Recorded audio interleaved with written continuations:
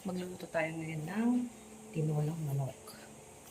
So, isa na natin ang bawang.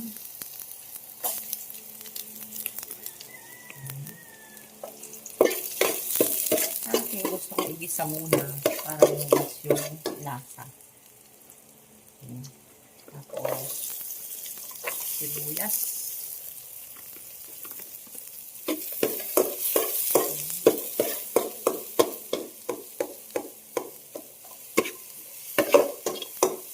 Pwede nyo lang isabay kaagad ang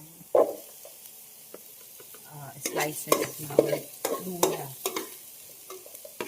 para lumabas yung aroma, yung tapang ng luya. Kasi yan yung magpapatanggal ng lansa ng manok.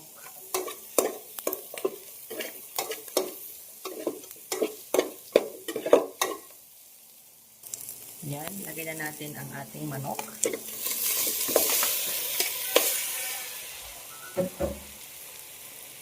Kailangan natin igisa yung manok para mawala yung kanyang lansa.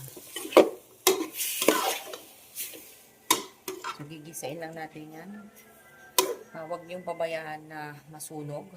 Low medium heat lang dapat. At kailangan continuous yung paghalo natin para hindi masunog yung ating manok. Kailangan pagigigisa, siyempre hinugasan natin yung manok, diba? So, pagigigisa natin, kailangan mawala yung tubig. Hanggang sa mag-brownish na yung kulay ng manok. Yan, pag ganyan yung tsura niya, lumabas na yung mantika niya, pwede na yan. Kaya lalagyan na natin ng tubig. Paglalambutan niya yan. Tapos tatakpan na natin. Hintayin natin mga 20 minutes bago maluto yung ating manok. Yan, pag malambot na yung ating manok, ay lalagyan na natin ang sayote o papaya.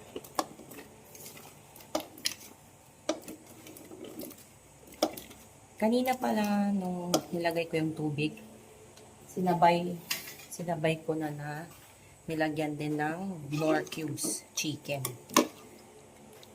So, gagawin natin dito, pakukulan lang natin ng mga 5 to 10 minutes basta maluto na yung ating sayote.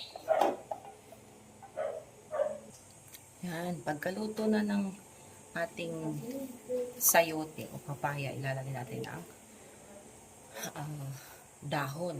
Pwedeng, may options kayo, pwedeng dahon ng sili, which is preferred. So, meron akong nilagay na dahon ng sili, pero kukunti lang. Tsaka, dahon ng malunggay.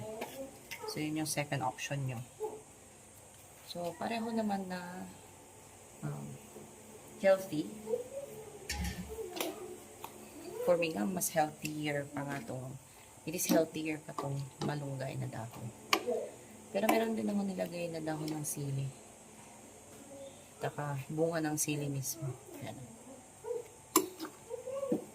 Lulutuin ulit natin yan mga 5 minutes. Tsaka na natin titimplahan. 3 to 5 minutes.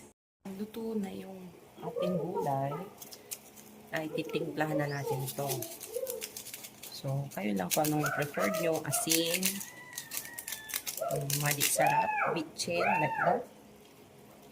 Tapos, paminta. Yung paminta, optional lang yan, guys. Pero gusto ko kasi ng medyo maanghang, kaya maglalagay ako ng paminta.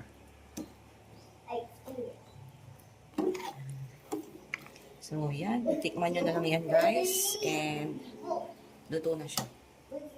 Okay? Thank you for watching.